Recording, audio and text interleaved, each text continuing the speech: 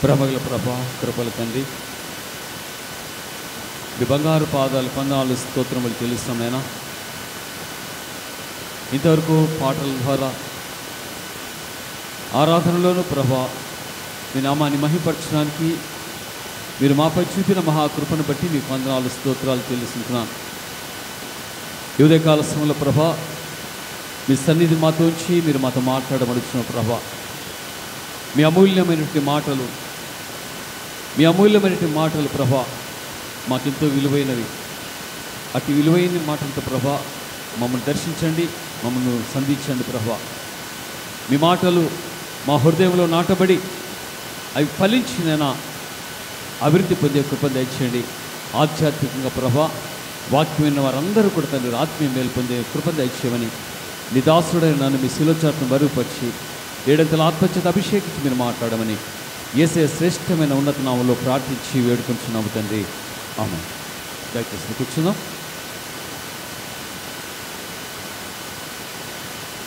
చదివిన వాక్య భాగాన్ని మనము గమనిస్తే 6వ వచనంలో సమూయేలు మొదటి గ్రంథము 2వ అధ్యాయము 6వ వచనం, జనులను సజీవులుగాను మృతులుగాను చేయువాడు యెహోవాయే, పాతాళమునకు పంపుచు అందులో నుండి రప్పించుచుండువాడు ఆయనే. జనులను సజీవులుగా చేయవాడు ఆయనే, మృతులను చేయవాడు ఆయనే,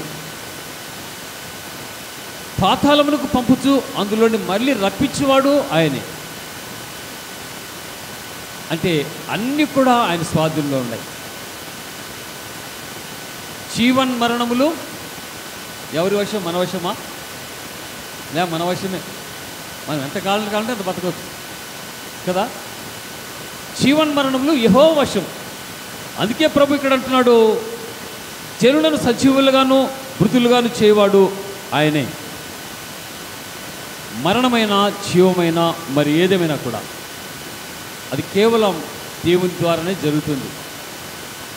మరి మన మరణం ఎప్పుడో ఎవరైనా డిసైడ్ చేయగలరా? మీరు ఎవరైనా కూడా నేను పలానా రోజు చనిపోతాను అని ఎవరు డిసైడ్ చేయగలరా? ఎవరు చేయలేరు. పోనీ డాక్టర్ దగ్గరికి వెళ్తే ప్రభా నేను ఎప్పుడు చనిపోతాను నాకు చెప్తావా అంటే డాక్టర్ చెప్తాడా? చెప్పలేడు. ఎందుకని? ఎవరి స్వాధీనంలోని ఈ యొక్క ప్రాణం అయితేనేమి, ఈ దేహం అయితేనేమి, ఈ శరీరం అయితేనేమి, ఏదైనా కూడా అదంతా కూడా దేవుని వశంలో మాత్రమే ఉంటాయి.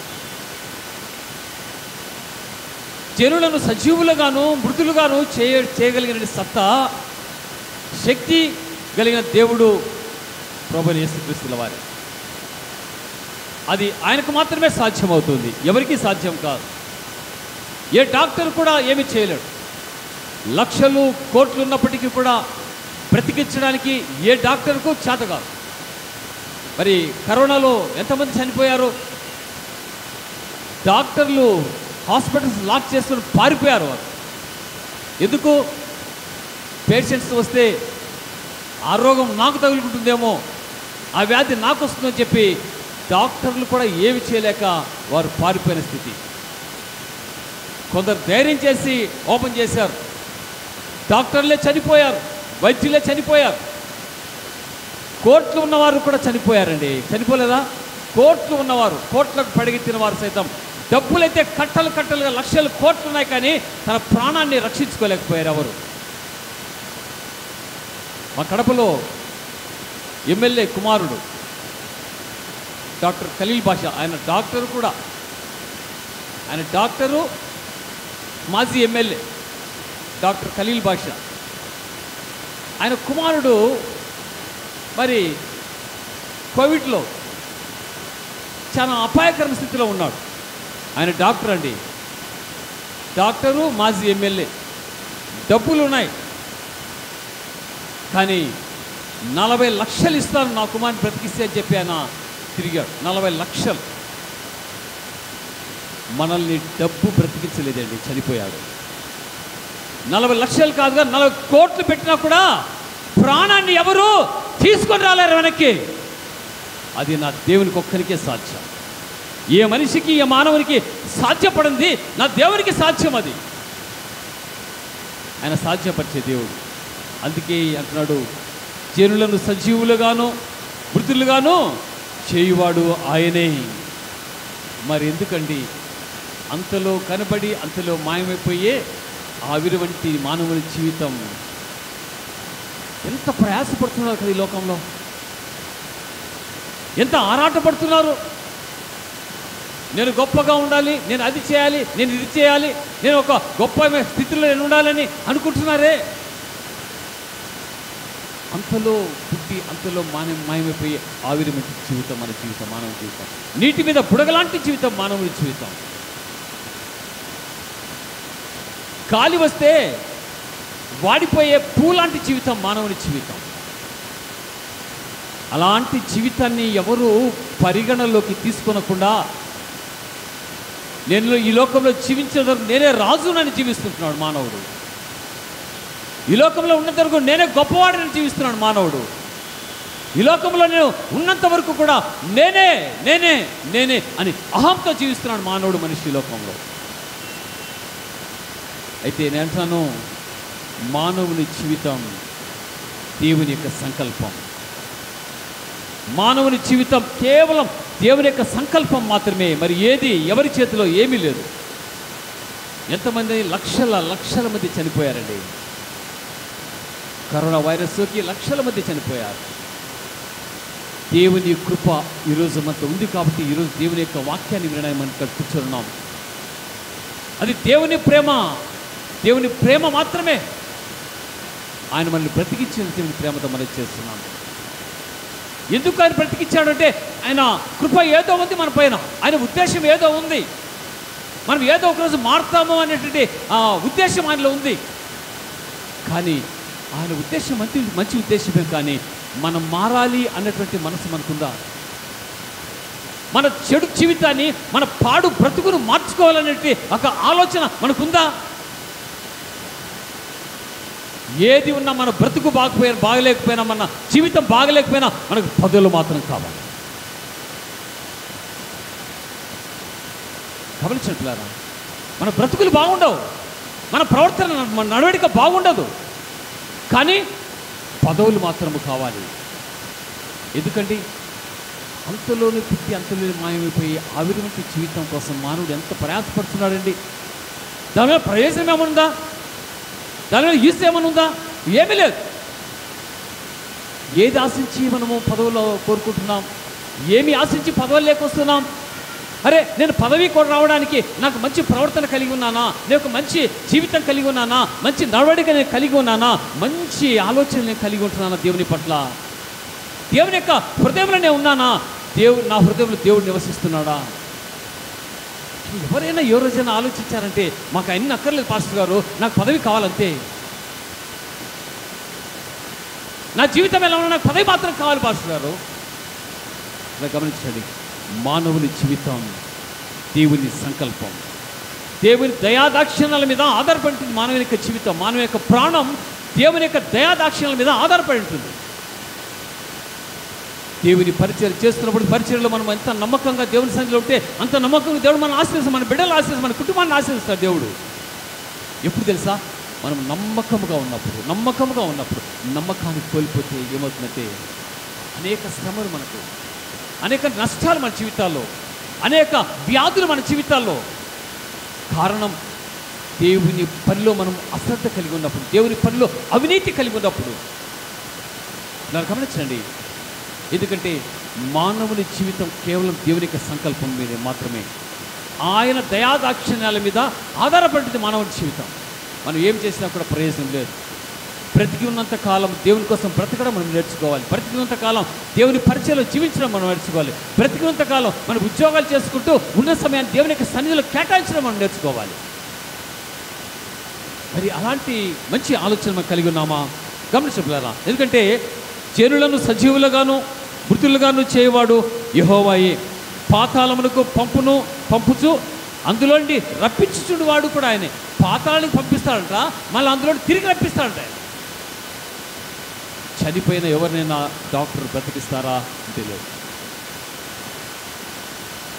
ట్రీట్మెంట్ చేస్తారంటే, అయ్యా నేను ట్రీట్మెంట్ చేస్తున్నాను, దేవుడి చిత్తం ఉంటే బ్రతుకుతావు నువ్వు.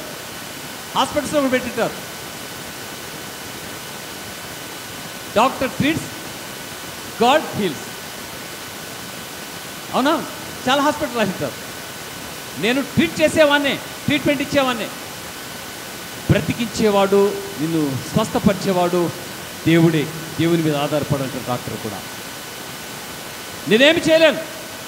ఏదైనా ఆపరేషన్ చేయాలంటే డాక్టర్ గారు మన బంధువులతో సంతకాలు పెట్టుకుంటారు. చనిపోతే నాకు సంబంధం లేదమ్మా, నేను ఆపరేషన్ చేసేవరకే. అంతేనే కదా జరుగుతుందో లేదు అక్కడ. ఏదైనా మేజర్ ఆపరేషన్ చేసేటప్పుడు సిగ్నేచర్స్ తీసుకుంటారు. ఈయన చనిపోతే నాకు ఎలాంటి సంబంధం లేదు, మీరే బాధ్యత. అంటే డాక్టర్స్ కూడా వారు ప్రాణాన్ని తిరిగి ఇవ్వలేరు, వారు ప్రాణాన్ని తిరిగి మనకి ఇవ్వలేరు. కానీ ప్రభువుకి అంటాడు, పాతాళంకు పంపువాడను నేనే, అందులో తిరిగి రప్పించేవాడను కూడా నేనే.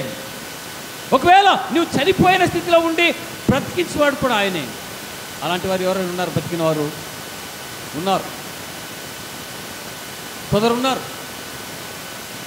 గమనించండి, పాతాళమునకు వెళ్ళి ఆ పాతాళ స్థితి నుండి తిరిగి రప్పించే శక్తి గల దేవుడు మన ప్రభువైన యేసుక్రీస్తుల వారు. ఎవరు రప్పించలేరు. ఫర్ ఎగ్జాంపుల్ మన బైబిల్ గ్రంథంలో ఒక వ్యక్తిని తీసుకుందాం. ఎవరు? దేవుడు మరణ శాసనం రాశాడు వారి జీవితంలో.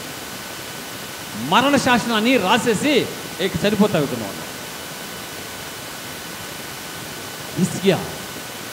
హిజ్కియా రాజుకు మరణ శాస్త్రం రాశాడు, దేవుడు రాశాడండి. దేవుడే మరణ శాస్త్రం రాస్తే దాన్ని ఎవరన్నా తిప్పి తీసుకురాగలరా? రిటర్న్ తీసుకురాగలరా? ఎవరు తీసుకురాలేరు. అటువంటిది హిజ్కియా జీవితంలో దేవుడు ఆయనకు మరణ శాసనాన్ని రాశాడు. మరణ శాసనం రాసినటువంటి ఆ హిజ్కియా దైవజనం ద్వారా మాట్లాడినప్పుడు ఆయన ఎంతో వేదనకు గురయ్యాడు, దుఃఖపడ్డాడు, బాధపడ్డాడు, కన్నీరు కార్చాడు. ప్రభా, నీ దృష్టికి నేను ఎంత యథార్థుడని జీవించానో దయతో కృపతో జ్ఞాపకం చేసుకో ప్రభా అన్నాడు. నేనేమైనా పాపం చేశానా? నేనేమైనా దోషం చేశానా? నేనేమైనా నేరం చేశానా? ఏమి చేయలేదు కదా, మరి ఎందుకు నాకు మరణశాసనం రాశావు ప్రభా అని అడగగలిగే వారు మనలో ఎవరైనా ఉన్నారా? హిజ్కియా రాజు అడుగుతున్నాడు, దయతో కృపతో నన్ను జ్ఞాపకం చేసుకో ప్రభా, నేను నీ దృష్టికి ఎంత యథార్థవంతుడిగా జీవించానో దయతో జ్ఞాపకం చేసుకో అని ఆయన విన్నవించుకుంటూ తన ఆ ముఖమును గోడవైపు తిప్పుకొని ఎక్కిళ్ళు పెట్టి ఏడవడం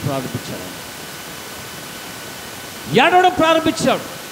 కన్నీరు కారుస్తూ చిన్న పిల్లల్లాగా ఏడవడం ప్రారంభించాడు. ఆయన ఎంతగా ఏడ్చాడంటే గుండెలు బద్దలయ్యేలా ఏడ్చాడండి, గుండెలు పగిలిపోయేలా ఏడ్చాడు.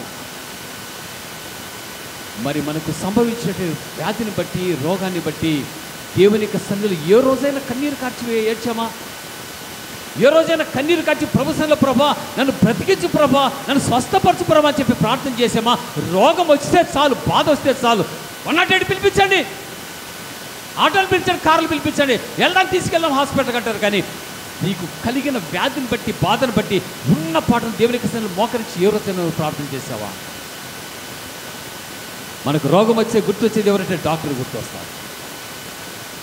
మనకు కష్టాలు ఇచ్చే ఎవరు గుర్తొస్తారంటే అప్పులు తీర్చేవాడు ఉంటాడు కదా, అప్పులు ఇచ్చేవాడు గుర్తు వస్తాడు, పక్కింటి వారు గుర్తొస్తారు. అప్పుల బాధతో కుమిలిపోతుంటే దేవుని యొక్క సన్నిధిలో ప్రార్థన చేయడం కన్నీరు కార్చి. కానీ పక్కింటి వారినో, అప్పులు ఇచ్చేవారినో, వడ్డీలు కప్పించేనో వారి చుట్టూ తిరుగుతూ ఉంటాం. నా ప్రేమిటి వల్ల ఎందుకు మన కష్టాలు, మన కన్నీరు ఆగిపోవడం లేదు? కారణం ఏమిటి అంటే మనం దేవుణ్ణి అడగడం లేదు. ఎప్పుడైతే హిజ్కియా జీవితంలో ప్రవక్త వచ్చి, దైవజనుడు వచ్చి చెప్పాడో, హిజ్కియా రాజా నువ్వు చనిపోతున్నావు, నీళ్లు చక్కబెట్టుకున్నావు,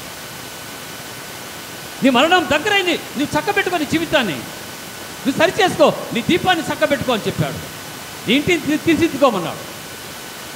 నీవైన బలహీనుడే నీ దేవుణ్ణి అడుగుమని చెప్పాడు. ఇలా గమనించండి, వెంటనే హిజ్కియా గదిలోకి వెళ్ళిపోయి ఆయన చేసిన ప్రార్థన ఒక అద్భుతమైన ప్రార్థన అండి. ఆశ్చర్యకరమైన ప్రార్థన చేశాడు ఆయన, గొప్ప ప్రార్థన చేశాడు ఆయన. ఊహించని ఆ ప్రార్థనకు దేవుని సింహాసనం కదిలించబడిందండి. సింహాసనమే కదిలించబడే ప్రార్థన హిజ్కియా చేశాడు. మరి మన ప్రార్థన దేవుని సింహాసనాన్ని కదిలిస్తుందా?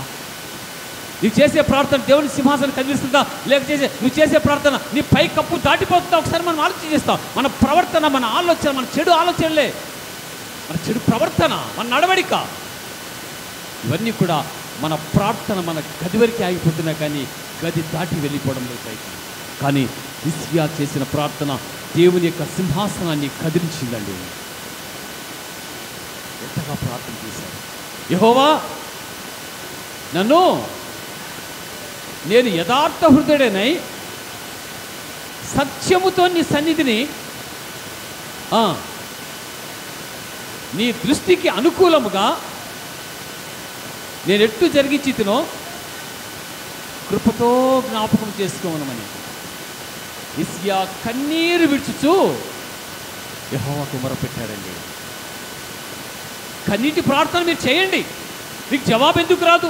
మీకు సమాధానం ఎందుకు రాదు? దేవుడు మీకు ఎందుకు స్వస్థతనివ్వడు? మీ అప్పుల బాధను ఎందుకు విడిపించాడు దేవుడు? మీ యొక్క కన్నీటి ప్రార్థన ఎందుకు వినడు దేవుడు? ఖచ్చితంగా పెట్టాడు. కానీ రాజు అయిన హిజ్కియా సింహాసనము దిగి వచ్చి గదిలోకి వెళ్ళి మోకరించి ఆయన ప్రార్థన చేస్తున్నాడు. చిన్న పిల్లవాడు, చిన్న బిడ్డవలే ఆయన ప్రార్థన చేస్తున్నాడండి. కన్నీరు కార్చి ప్రార్థన చేస్తున్నాడు. ఆ కన్నీటి ప్రార్థన దేవుని సింహాసనాన్ని కదిలించింది, దేవుని మనసును కదిలించి వేసింది. మనం ఎందుకు ఈరోజు ఇలా వేదనకరమైన స్థితిలో, బాధకరమైన స్థితిలో ఉన్నామంటే, అంటే మానవుడు చనిపోవాలంటే వ్యాధులు వస్తాయి, ఖచ్చితంగా రావాల్సిందే. అయితే దేవుడు నీకు పెట్టిన ఆ సమయం ఒక్క నిమిషం కూడా బ్రతకడానికి వీలు లేదు భూమి మీద. కానీ బ్రతికించగల శక్తి గల దేవుడు నజరేయుడైన యేసుక్రీస్తు ప్రభువారు. మరణ శాసనం రాసేసాడు, నువ్వు చనిపోతున్నావు ఇక అని చెప్పి దైవజనుడు వెళ్ళిపోయాడండి. వెళ్ళిపోయినది మొదలుకొని ఆయన కన్నీరు కార్చి ఏడుస్తూ ఏడుస్తూ ఏడుస్తూ ప్రార్థన చేస్తున్నాడు.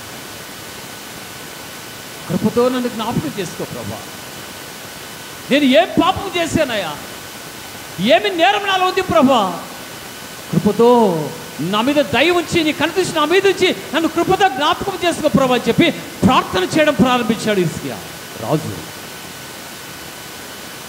తన ప్రార్థన ఏమైంది? ప్రార్థన జవాబు వచ్చిందా? జవాబు వచ్చిందండి. దేవుడే దిగి వచ్చాడు అక్కడికి.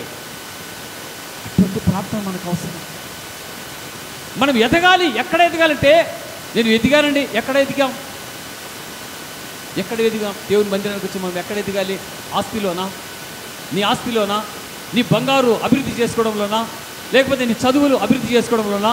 లేకపోతే నీ యొక్క ఉద్యోగాలు అభివృద్ధి చేసుకోవడంలోనా? అన్నిటితో పాటు ఆధ్యాత్మిక జీవితంలో కూడా మనం ఎదిగే కృప కలిగి ఉండాలండి. నీ ఉద్యోగంతో సమానంగా నీవు కూడా ఎదగాలి. ఉద్యోగంలో దేవుడు నిన్ను ఏ విధంగా అభివృద్ధి చేస్తున్నాడో అదేవిధంగా ఆధ్యాత్మిక జీవితంలో, ఆధ్యాత్మిక స్థితిలో నువ్వు ఎదగాలని దేవుడు కోరుకుంటున్నాడు. ఉద్యోగంలో ఎదుగుతున్నాము, పనులలో ఎదుగుతున్నాము, వ్యాపారంలో ఎదుగుతున్నాము, అన్ని విషయాలు ఎదుగుతున్నాము, కానీ దేవుని ఆధ్యాత్మిక స్థితిలో మాత్రం ఎదగడం మానేశాం. ఇది దేవునికి చాలా కన్నీరు తెప్పించే బాధకరమైన విషయం అండి. దేవుని హృదయాన్ని బాధపరిచే విషయం గమనించాలి. ఆత్మీయంగా మనం వెతికే కృప దేవుడు మనకి ఇచ్చాడు. చనిపోయిన వారి లిస్టులో మనం ఈరోజు లేమంటే దేవుని కృప మాత్రమే. ఎందుకు తెలుసా? ఏదో ఒకరోజు నువ్వు నన్ను నమ్ముకుంటావని, ఏదో ఒకరోజు నీ హృదయంలో నాకు స్థానం ఇస్తావని దేవుడు నీకు ఒక అవకాశాన్ని ఇచ్చాడు. ఈరోజు అవకాశాన్ని సద్వినియోగపరచుకోండి, అవకాశాన్ని వినియోగించుకోండి. ఎందుకంటే గొప్ప అవకాశం అండి. నువ్వు ఏ స్థితిలో ఉన్నా కూడా, మరణకరమైన స్థితిలో నువ్వు ఉన్నప్పటికీ కూడా దేవుని చిత్తంలో నువ్వు ఉన్నట్లయితే, నువ్వు ప్రార్థిస్తే, హిజ్కియా వలె కన్నీరు కార్చి ప్రార్థిస్తే, దేవుడి ప్రార్థనకు సమాధానం ఖచ్చితంగా ఇస్తాడు. దేవుడిని ప్రార్థనను ఖచ్చితంగా వింటాడు, జవాబిస్తాడు. హిజ్కియా దగ్గర దిగి వచ్చి 15 సంవత్సరములు నేను హిజ్కియాకు ఆయుస్సు పొడిగిస్తున్నాను. ప్రవక్త మాట్లాడు, ప్రవక్త దైవజనుడు వెళ్ళి మరీ చెప్పు ఆయనతో అన్నాడు. అంటే మరణ శాసనం ఎవరైతే రాశారో రాసిన ఆ దేవుడే ఆ మరణ శాసనాన్ని వెనక్కి తీసుకున్నాడండి. ఆ మరణ శాసనాన్ని వెనక్కి తీసుకున్నాడు. ఇది దేవునికి సాధ్యం కాదా? అందుకే ఇక్కడ అంటున్నాడు, పాతాళమునకు పంపుచు అందులో నుండి రప్పించువాడు ఆయనే. పాతాళమునకు పంపిస్తాడు, అందులో రప్పించువాడు ఆయనే. మరణ శాసనం రాయబడిందా? మరణ శాసనం రాయబడి ఉంటే ప్రభా ఈ మరణ శాసనం నుండి ప్రభావం తప్పించు ప్రభా చెప్పి కన్నీరు కార్చి ప్రార్థన చేసావా ఈ రోజైనా?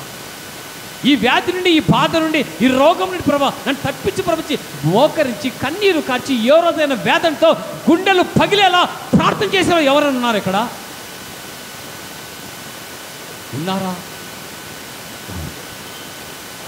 రోగం వస్తే మనకు గుర్తొచ్చి డాక్టర్ గుర్తొస్తాడు, రోగం వస్తే గుర్తొచ్చి హాస్పిటల్ గుర్తొస్తాయి, రోగం వస్తే గుర్తొచ్చే మనకు మల్టీ స్పెషాలిటీ హాస్పిటల్స్ గుర్తొస్తాయి. ఆ హాస్పిటల్లో డాక్టర్స్ కలగజేసే దేవుడు సృష్టికర్త మనకు గుర్తురాడే. కారణం మన హృదయంలో ఆయనకు స్థానం లేదు. దీన్ని బట్టి అర్థం చేసుకోవచ్చు మనం, నా హృదయంలో దేవునికి చోటు లేదు.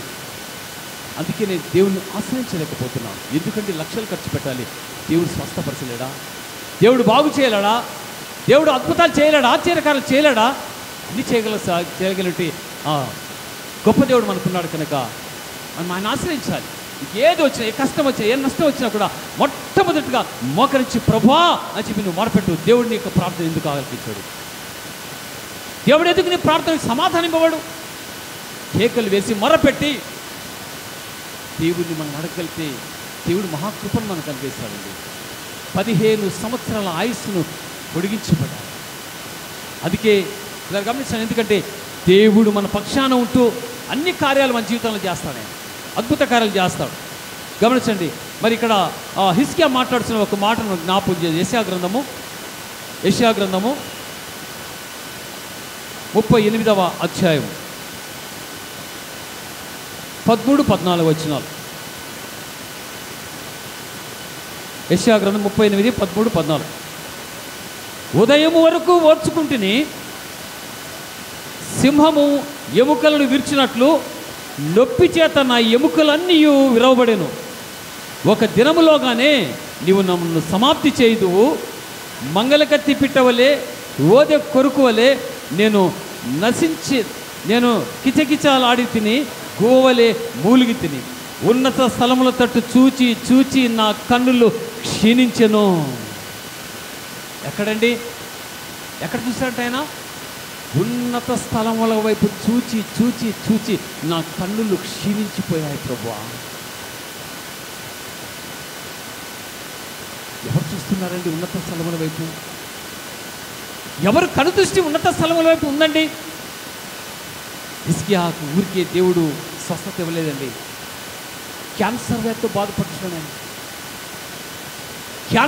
బాధపడ్డాడు. వీపున వచ్చినాక గడ్డ పగిలిపోయి లోతు సుమారుగా చేయిపెట్టి లోతంతా లోతుకు వెళ్ళిపోయింది ఆ గాయం. అటువంటి భయంకరమైన స్థితి నుండి దేవుడు ఆయన బ్రతికించాడా లేదా? బ్రతికించడానికి కారణం, ఆయన బ్రతకడానికి కారణం, ఆయన జీవించడానికి కారణం ఏమిటంటే ఒకటి ప్రార్థన. ఆయన ప్రార్థనే ఆయన బ్రతికించింది. ఆయన అంటున్నాడు, ఉన్నత స్థలముల తట్టు చూచి చూచి నా కన్నులు క్షీణించెను, నాకు శ్రమ కలిగెను, యెహోవా నా కొరకు పూటపడి ఉండుము. ఉన్నత స్థలముల వైపు చూడాలండి మనము. మనకు బాధ కలిగినప్పుడు, కష్టం కలిగినప్పుడు, నష్టం కలిగినప్పుడు, శ్రమ కలిగినప్పుడు, రోగము వచ్చినప్పుడు, బాధ వచ్చినప్పుడు దేవుణ్ణి ఉన్నత స్థలముల వైపు చూడాలి. చూచి చూచి చూచి చూచి నా కన్నులు క్షీణించిపోయా కానీ నాకు స్వస్థత రాలేదు ప్రభువా, నాకు ఆరోగ్యం రాలేదు ప్రభువా. బోధె కొరకు పిట్టవల్లే కిచకిచలాడుతున్నాను. ఇక నొప్పికి తట్టుకోలేక, బాధకు తట్టుకోలేక నేను కృషించిపోతున్నాను, నశించిపోతున్నాను ప్రభా. దయతో కృపతో నన్ను జ్ఞాపకం చేసుకో తండ్రి, కృపతో నన్ను జ్ఞాపకం చేసుకో తండ్రి.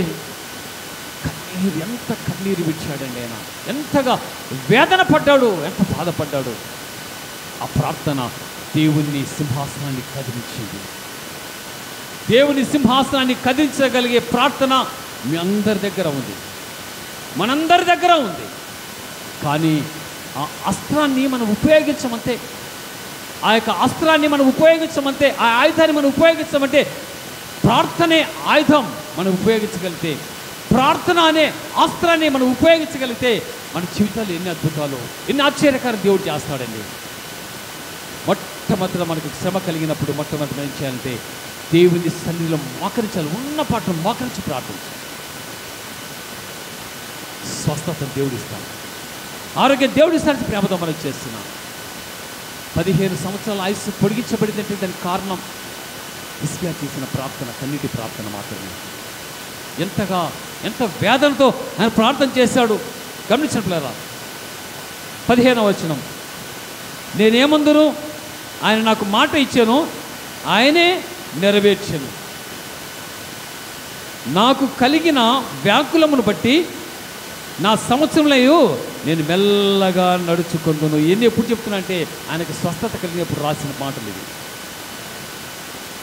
నాకు దేవుడిచ్చిన కృప, నాకు కలిగిన వ్యాకులతను బట్టి నా సంవత్సరాలన్నీ నేను మెల్లగా నడుచుకుంటున్నాను ప్రభా. 15 సంవత్సరాలు కదా, ఈ 15 సంవత్సరాలు నేను ఏమి చేయాలో, ఎలా చేయాలో ప్రభా, నేను మెల్లగా నడుచుకుంటాను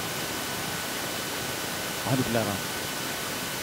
హిజ్కియా ఎంత దేవుని పట్ల కృతజ్ఞత కలిగి ఉన్నాడు, దేవుని పట్ల ఎంత విధేయత కలిగి ఉన్నాడు, దేవుని పట్ల ఎంత తగ్గింపు జీవితం కలిగి ఉన్నాడు.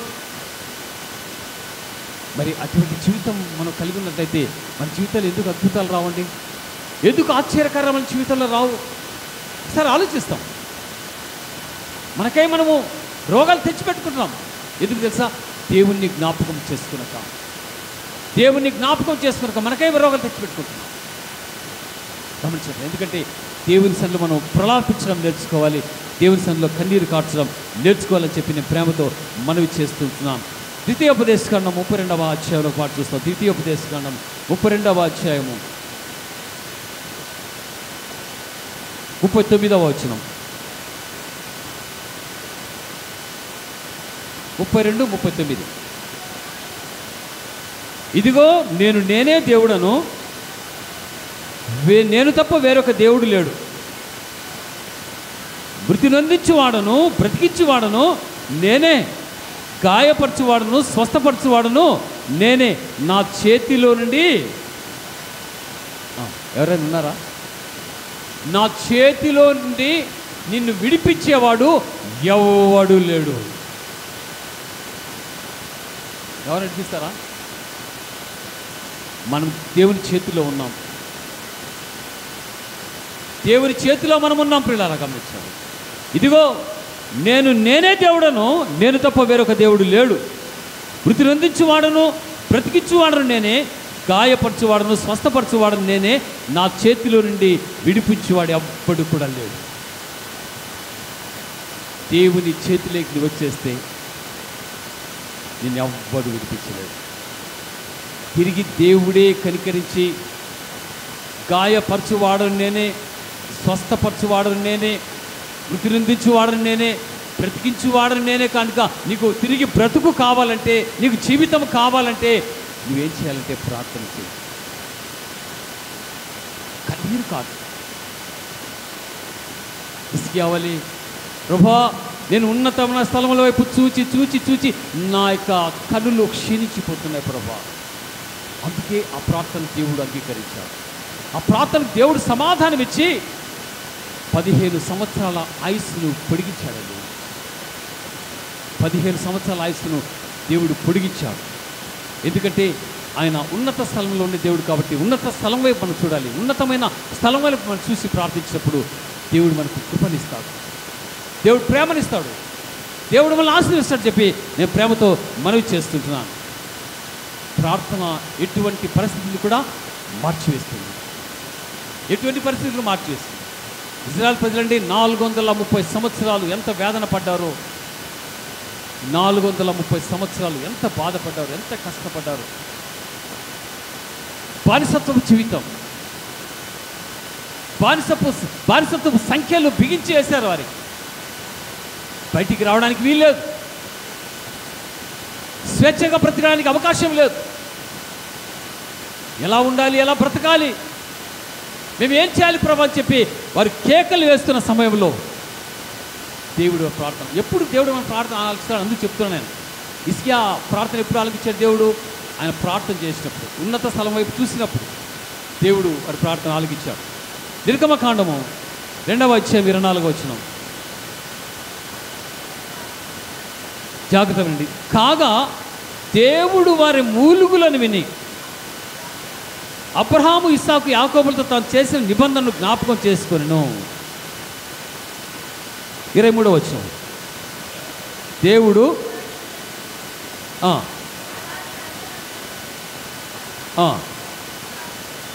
ఐగుప్తురాజు చనిపోయాను, ఇశ్రాయేలు తాము చేసిన వెట్టి పనులను బట్టి నిట్టూర్పులు విడుచుచు మొరపెట్టుచుండగా, నిట్టూర్పులు విడుచు మొరపెట్టుచుండగా, గమనించలేరా, తమ వెట్టి పనులను బట్టి వారు పెట్టిన మొర దేవుని యొద్దకు చేరింది. ఎప్పుడు చేరిందండి ప్రార్థన?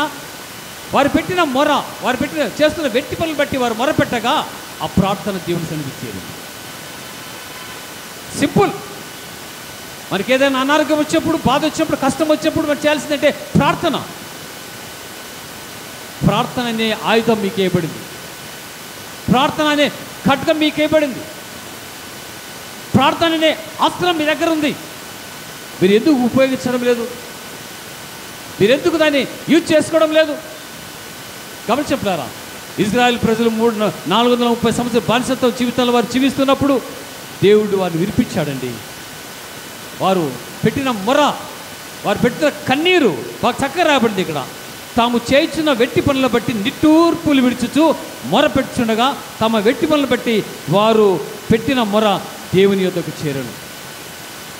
దేవుని యొద్దకు చేరితే ఆ ప్రార్థన దేవుడు ఖచ్చితంగా కనికరిస్తాడు, దేవుడు ఖచ్చితంగా సమాధానం ఇస్తాడు, దేవుడు ఖచ్చితంగా నీకు స్వస్థతను. అమ్మ ఎవరు వెనక చూడద్దు, అక్కడేముంది వాక్యం చెప్పేది ఇక్కడ.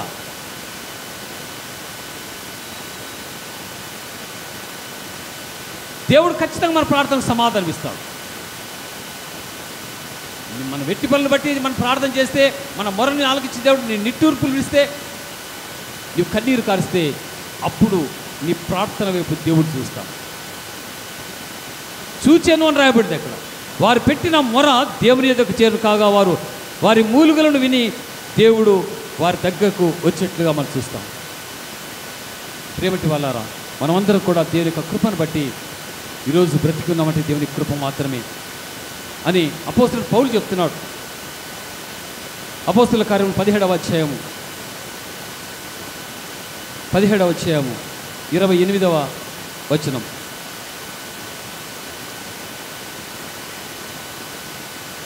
మనం ఆయన ఎందు బ్రతుకుచున్నాము, జాగ్రత్త వినండి, మనం ఆయన ఎందు బ్రతుకుచున్నాము, చెలించుచున్నాము, ఉనికి కలిగి ఉన్నాము, అటువలే మనం ఆయన సంతానమని మీ కవీశ్వరులలో కొందరు చెప్పుతున్నారు. మనం ఎవరంట? ఎవరు మనము? ఆయన సంతానం, ఆయన ప్రజలం మనం. కనుక పిల్లారా, మనం ఆయన ఎందు బ్రతుకుచున్నాము. ఎవరు ఎందు బ్రతుకుచున్నాము? లోకంలో బ్రతుకుతున్నారా? ఎక్కడ బ్రతుకుతున్నామండి? మనం ఆయన ఎందు బ్రతుకుతున్నాం. మనం ఆయన ఎందు బ్రతుకుతున్నాము, చెల్లించుచున్నాం. మనం చెల్లించుతున్న దానికి కారణం అంటే ఆయనే.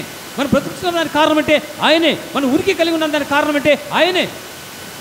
ఇవన్నీ ఆయన ఇస్తూ ఉంటే, ఇవన్నీ ఆయన దగ్గర మనం పొందుకొని లోకంలో జీవిస్తూ, లోకంలో సంతోషిస్తూ, లోకంలో ఉన్న వారిని ఆనందపరుస్తున్నామంటే దేవునికి బాధ కాదా?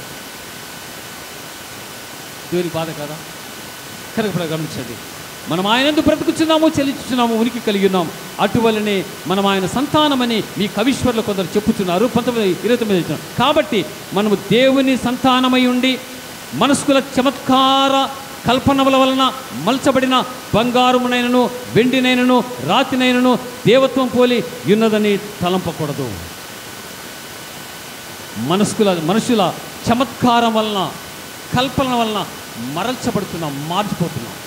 మనుషులు చమత్కారాల చేత మనిషిని మార్చేస్తున్నారు. ఆధ్యాత్మిక జీవితం కూడా మార్చేస్తాడు. లోకంలో జీవిస్తున్న వ్యక్తి, దేవుడంటే భయభక్తి లేని వ్యక్తి మానవుని మార్చేయగలడు. అంటే క్రీస్తులో ఉన్న వాడిని కూడా మార్చేస్తాడు ఎప్పుడైతే నువ్వు మారిపోయినప్పుడు. అందుకే ఇక్కడ కీర్తనలో మధ్య అపహాసకులు కూర్చుండు చోటున కూర్చుండక. మనం అక్కడికి వెళ్ళకూడదు. ఆ స్థలం అది కాదు, మనం అక్కడికి వెళ్ళవలసిన కాదు. అపహాసకులు కూర్చుండక పాపుల మార్గంలో నిలవాలి. ఆ ప్రాంతానికి మేము వెళ్ళకూడదు. అపహాసాలు చేసేవారు, జోక్ చేసేవారు, కామెడీ చేసేవారు ఉంటారు. అటు వారి దగ్గర మనం వెళ్ళకూడదు. దేవుని సన్నిధిలో నిత్యము ఆయన మనకిచ్చే ధర్మశాస్త్రాన్ని నిత్యము ధ్యానించేవారిగా ఉండాలి. అప్పుడు మనకు దీర్ఘాయువును అవి కలగజేస్తాయి, సంతోష సమాధానాన్ని మనకు కలగజేస్తాయి పిల్లరా.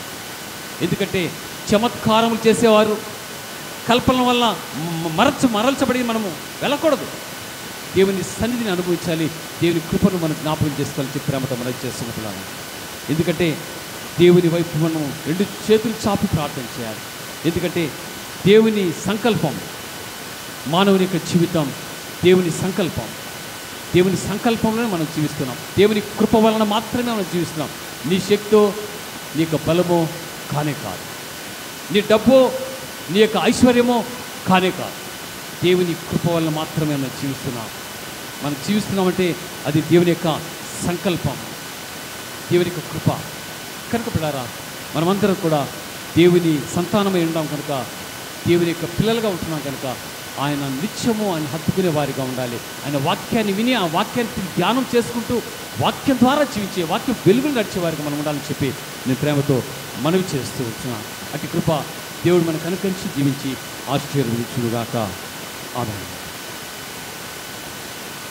దయచేసి ఎవరైనా గత వారంలో పుట్టినరోజు జరుపుకున్న వారు ఉన్నట్టు దయచేసి ముందుకు రావాలని ప్రేమతో ఆహ్వానిస్తున్నాను. వారి కోసం ప్రార్థన చేస్తాను.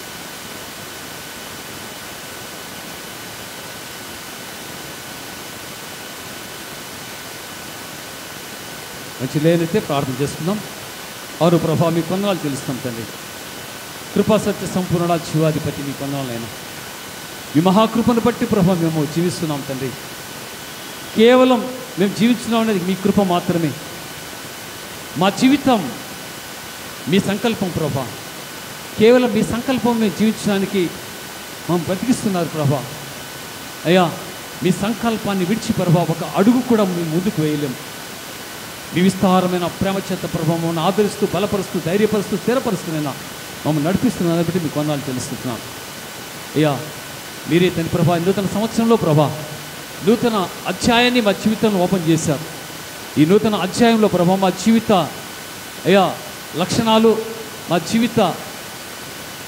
జీవితానికి కలిగిన ప్రతి మంచి లక్షణాలు ప్రభా మీరు లిఖించండి. అయ్యా నీకు స్తోత్రం. మీ జీవ గ్రంథంలో మమ్మల్ని లిఖించండి. మీ జీవ గ్రంథంలో ప్రభా మేము చోటు చేసుకునే కృప తెచ్చిన ప్రభానికి స్తోత్రాలు. కనుక కృప చూపి విన్న వాక్యాన్ని ద్వారా ప్రభా నిబిడలు బలపరచబడి వాక్యాన్ని అనుసరించి వాక్యాన్ని వారి జీవితాలు ఫలింపజేసుకుని ప్రభా 30 60 వారి జీవితాల్లో వాక్యాన్ని ఫలింపజేసుకొని వాక్యం ద్వారా జీవించే కృప తెచ్చి సహాయం చేయమని యేసయ్య శ్రేష్టమైన ఉన్నత నామములో ప్రార్థించి వేడుకొంచున్నాము తండ్రి. ఆమేన్. మంచిది. దేవుని పరిచయ నిమిత్తము కానుకలు సేకరించబడతాయి. దయచేసి కోయిరు వారు పాట పాడుచుండగా కానుకలు సేకరించబడతాయి. పరిచారకులు ముందుకు రావాలి. పరిచారకులు ముందుకు వచ్చేటైతే కానుకలు సేకరించబడతాయి. కోయిరు వారు పాట పాడుచుండగా కానుకలు దేవుని పరిచయ నిమిత్తం కానుకలు ప్రోగు చేయబడతాయి. నీ ధనము నీ ఘనము ప్రభు యేసుదే, నీ దశమా భాగము నీయ వెనుదీతువా. నీ ధనము నీ ఘనము ప్రభు యేసుదే, నీ దశమా భాగము నీయ వెనుదీతువా.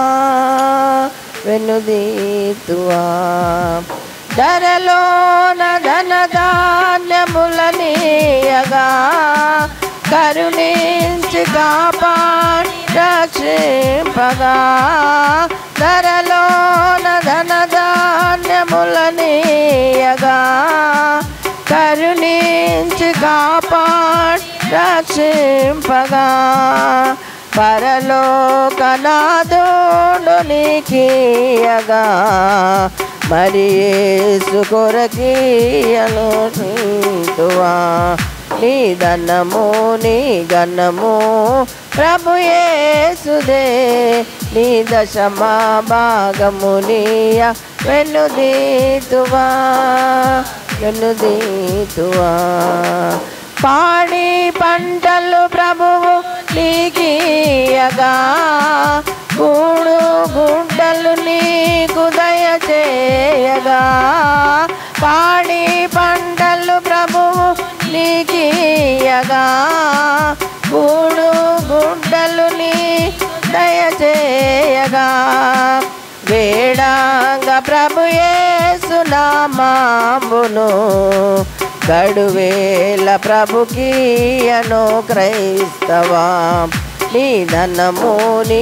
ఘనము ప్రభు యేసుదే నీ దశమా భాగము నీయ వెన్నుదీతువా వెన్నుదీతువా వెలుగు నీడలు గాలి వర్షాంబులు కలిగించే ప్రభుని ఉచితంబుగా వెలుగు నీడలుగా వర్షాంబులు కలిగించే ప్రభుని ఉచితంబుగా వెలిగించే ధరపైన ప్రభునామము కలిమి కోలది ప్రభునా కర్పింపవా నీ ధనము నీ గణము ప్రభు యేసుదే నీ దశమా భాగము నీయ వెన్నుదీతువా వెన్నుదీతువా కలిగించే సకలం సమృద్ధిగా తొలగించే పలుబా భరితాంబులు కలిగించే సకలంబు సమృద్ధిగా తొలగించే పలుబా భరితాంబులు బలియాయని పాపములకేసువే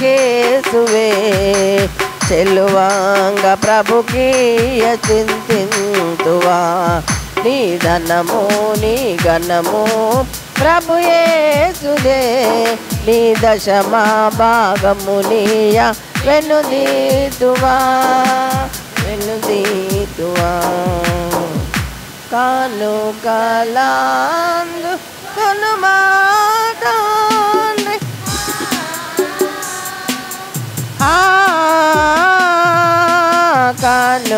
కానుకలందు కొనుమాటాండ్రి దారలముగా నీతుము మానుగా హృదయాంబునందు మానక చెల్లి